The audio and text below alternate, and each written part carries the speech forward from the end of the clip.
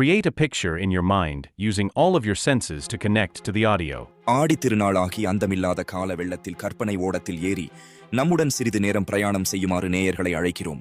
வினாடிக்கு ஒரு நூற்றாண்டு வீதம் எளிதில் கடந்து இன்றைக்கு 982 1950 எழுதியது ஆண்டுகளுக்கு முந்திய காலத்துக்கு செல்வோமாக. தொண்டை நாட்டுக்கும் சோழ நாட்டுக்கும் இடையில் உள்ள திருமுனைப்பாடி நாட்டின் தென்பகுதியில் தில்லை சிற்றம்பலத்துக்கு மேற்கே 2 காத தூரத்தில் அலைக்கடல் போன்ற ஓர் ஏரி விரிந்து பறந்து கிடக்கிறது. அதற்கு வீரநாராயண ஏரி என்று பெயர். அது தெற்கு வடக்கில் 1.5 காத நீளமும் கிழக்கு மேற்கில் 1/2 காத அகலமும் உள்ளது. காலப்போக்கில் அதன் பெயர் சிதைந்து இந்நாளில் வீராணத்து ஏரி என்ற பெயரால் வழங்கி வருகிறது.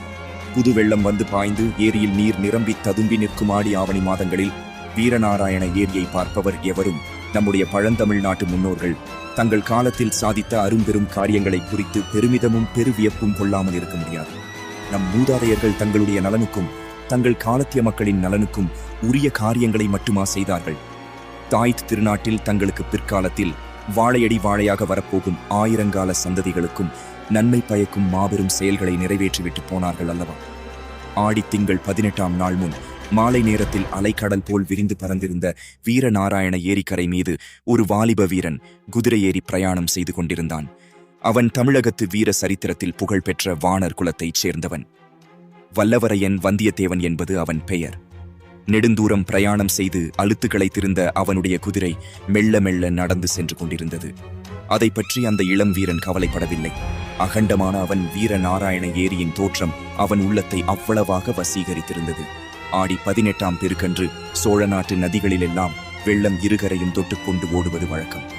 அந்த நதிகளிலிருந்து தண்ணீர் பெறும் ஏரிகளும் பூரணமாக நிரம்பி கரையின் உச்சியை தொட்டுக்கொண்டு அலைமோதி கொண்டிருப்பது வழக்கம்.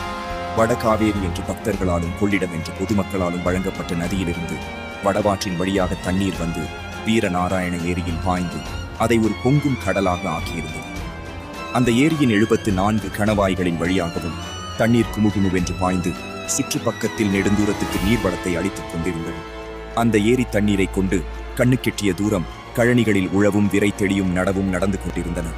உழுது கொண்டிருந்த குடியானவர்களும் நடவு நட்டுக் கொண்டிருந்த குடியான பெண்களும் இனிய இசைகளில் குதூகலமாக அங்கங்கே பாடிக்கொண்டிருந்தார்கள். இதையெல்லாம் கேட்டுக்கொண்டு வந்தியத்தேவன் களைத்திருந்த குதிரையை விரட்டாமல் மெதுவாகவே போது கொண்டிருந்தான். எரிக்கரை மீது ஏறியதிலிருந்து அந்த ஏரிக்கு 74 கணவாய்கள் உண்டு என்று சொல்லப்படுவது உண்மைதானா என்று அறிந்து கொள்ளும் நோக்கத்துடன் அவன் கணவாய்களை எண்ணிக்கொண்டே வந்தான். ஏறக்குறைய 1.5 காத தூரம் அவன் அந்த மாபெரும் ஏரிக்கரையோடு வந்த பிறகு 70 கணவாய்களை எண்ணியிருந்தான். ஆகா, இது எவ்வளவு பிரம்மாண்டமான ஏரி! எத்தனை நீளம், எத்தனை அகலம்!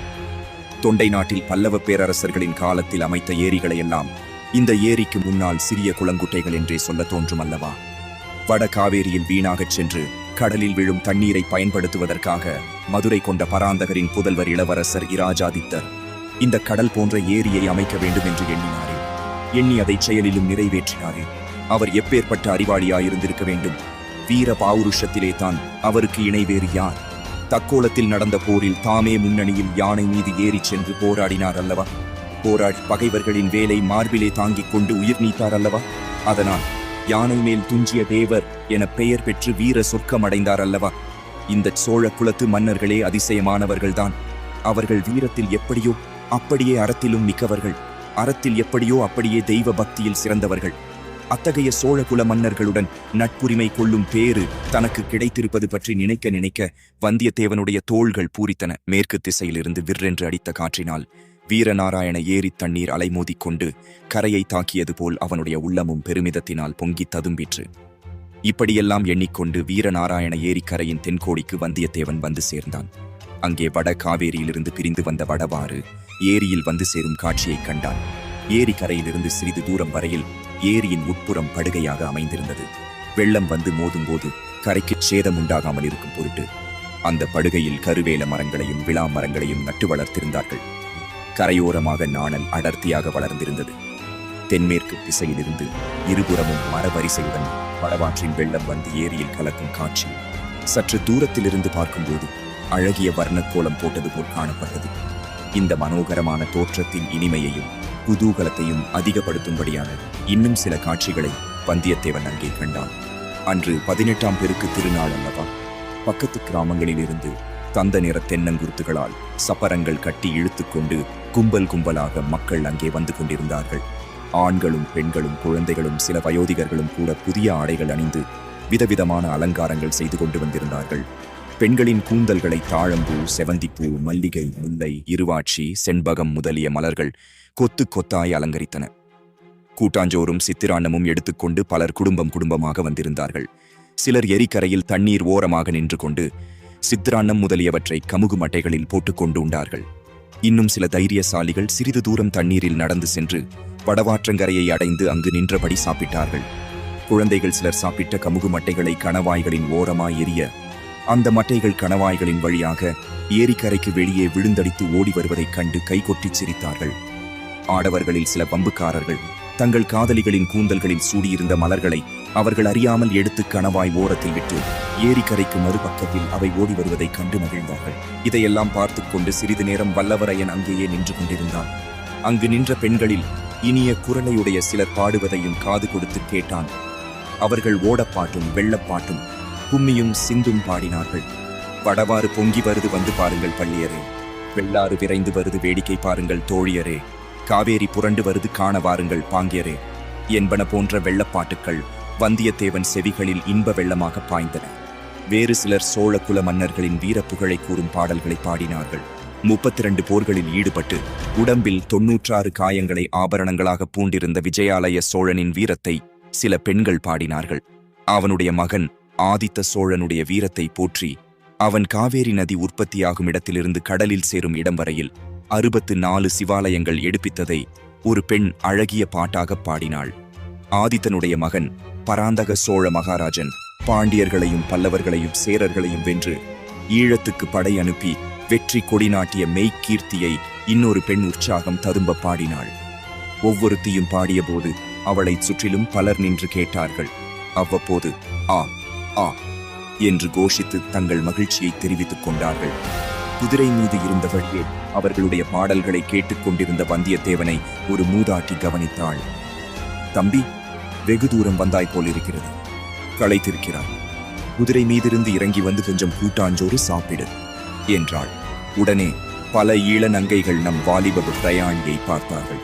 அவனுடைய தோற்றத்தை குறித்து தங்களுக்குள் இரகசியமாய் பேசிக்கொண்டு கலகலவென்று சிரித்தார்கள்.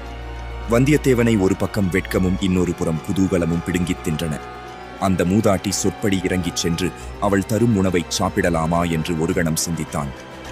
அப்படிச் சென்றால் அங்கே நின்ற இளமங்கைமார்கள் பலரும் அவனை சூழ்ந்து கொண்டு பரிகசித்துச் சிரிப்பார்கள் என்பது நிச்சயம்.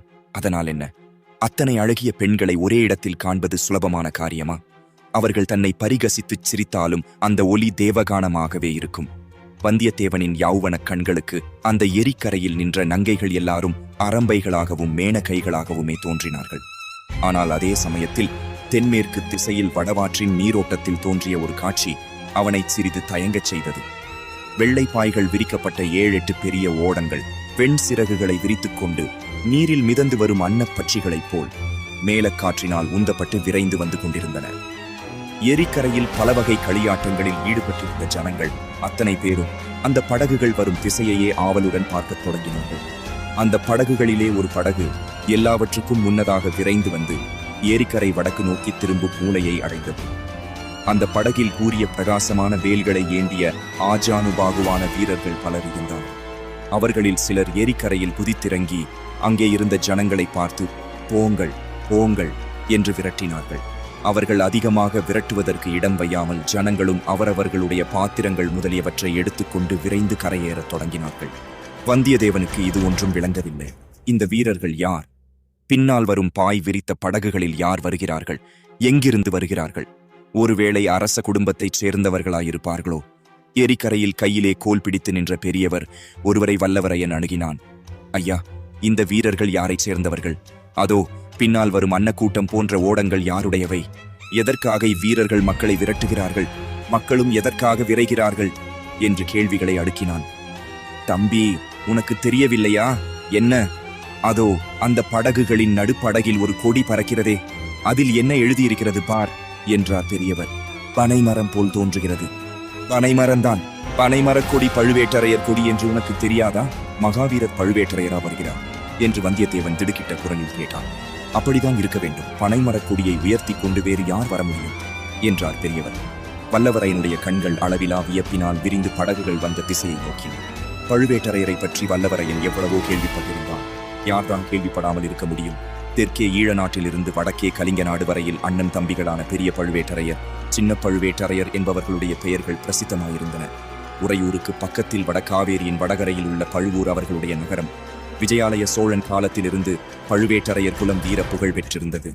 அக்குடும்பத்தார் சோழ மன்னர் குடும்பத்துடன் கொள்வினை கொடுப்பினை செய்து வந்தனர்.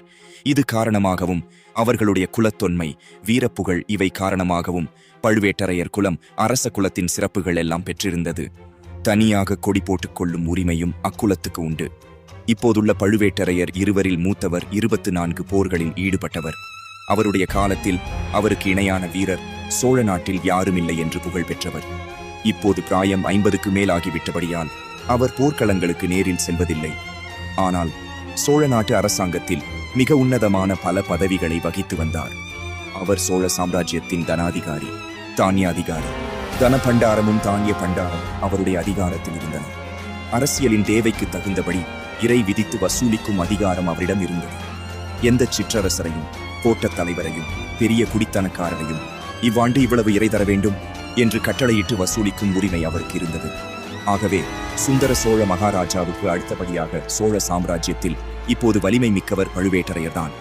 அத்தகைய மகா வீரரும் அளவிலா வலிமையும் அதிகாரமும் படைத்தவருமான பெரிய பழுவேட்டரையரை பார்க்க வேண்டும் என்ற ஆவல் வந்தியத்தேவனுடைய உள்ளத்தில் பொங்கியது. ஆனால் அதே சமயத்தில் காஞ்சி நகரின் புதிய பொன் மாளிகையில் இளவரசர் ஆதித்த கரிகாலர் தன்னிடம் அந்தரங்கமாகச் சொன்ன செய்தி அவனுக்கு நினைவு வந்தது. வந்தியத்தேவா, நீ சுத்த வீரன் என்பதை நன்கு அறிவேன். அத்துடன் நீ நல்ல அறிவாளி என்று நம்பி இந்த மாபெரும் பொறுப்பை உன்னிடம் ஒப்புவிக்கிறேன். நான் கொடுத்த 2 ஓலைகளில் ஒன்றை என் தந்தை மகாராஜாவிடமும் இன்னொன்றை என் சகோதரி இளைய பிராட்டியிடமும் ஒப்புவிக்க வேண்டும். தஞ்சையில் இராஜ்யத்தின் பெரிய பெரிய அதிகாரிகளைப் பற்றி கூட ஏதேதோ கேள்விப்படுகிறேன். ஆகையால் நான் அனுப்பும் செய்தி யாருக்கும் தெரியக்கூடாது. எவ்வளவு முக்கியமானவராயிருந்தாலும் நீ என்னிடமிருந்து ஓலை கொண்டு போவது தெரியக்கூடாது. வழியில் யாருடனும் சண்டை பிடிக்கக்கூடாது. நீயாக வலுச்சண்டைக்கு போகாமல் இருந்தால் மட்டும் போதாது. மற்றவர்கள் வலுச்சண்டைக்கு இழுத்தாலும் நீ அகப்பட்டுக் கொள்ளக்கூடாது. உன்னுடைய வீரத்தை நான் கருவேன். எத்தனையோ தடவை நிரூபித்திருக்கிறாய். ஆகையால் வலியவரும் சண்டையிலிருந்து விலகிக் கொண்டாலும் கௌரவ குறைவு ஒன்றும் உனக்கு ஏற்பட்டு விடாது. முக்கியமாக பழுவேட்டரையர்களிடமும் என் சிறிய தந்தை மதுராந்தகரிடமும் நீ மிக்க ஜாக்கிரதையாக நடந்து கொள்ள வேண்டும். அவர்களுக்கு நீ இன்னான் என்று கூட தெரியக்கூடாது. நீ எதற்காக போகிறாய் என்று அவர்களுக்கு கண்டிப்பாய் தெரியக்கூடாது. சோழ சாம்ராஜ்யத்தின் பட்டத்துக்குரிய இளவரசரும் வடதிசை சைன்யத்தின் மகாதண்ட நாயகருமான ஆதித்த கரிகாலர் இவ்விதம் சொல்லியிருந்தார். மேலும் வந்தியத்தேவன் நடந்து கொள்ள வேண்டிய விதங்களைப் பற்றியும் படித்து கூறியிருந்தார். இவையெல்லாம் நினைவு வரவே பழுவேட்டரையரை பார்க்க வேண்டும் என்ற ஆவலை வல்லவரையன் அடக்கிக் கொண்டான். குதிரையை தட்டிவிட்டு வேகமாகச் செல்ல முயன்றான். என்ன தட்டிவிட்டாலும் களை புற்றிருந்த அந்த குதிரை மெதுவாகவே சென்றது. இன்று இரவு கடம்பூர் சம்புவரையர் மாளிகையில் தங்கிவிட்டு நாளை காலையில் புறப்படும்போது வேறு நல்ல குதிரை சம்பாதித்துக் கொண்டே கிளம்ப வேண்டும் என்று மனதிற்குள்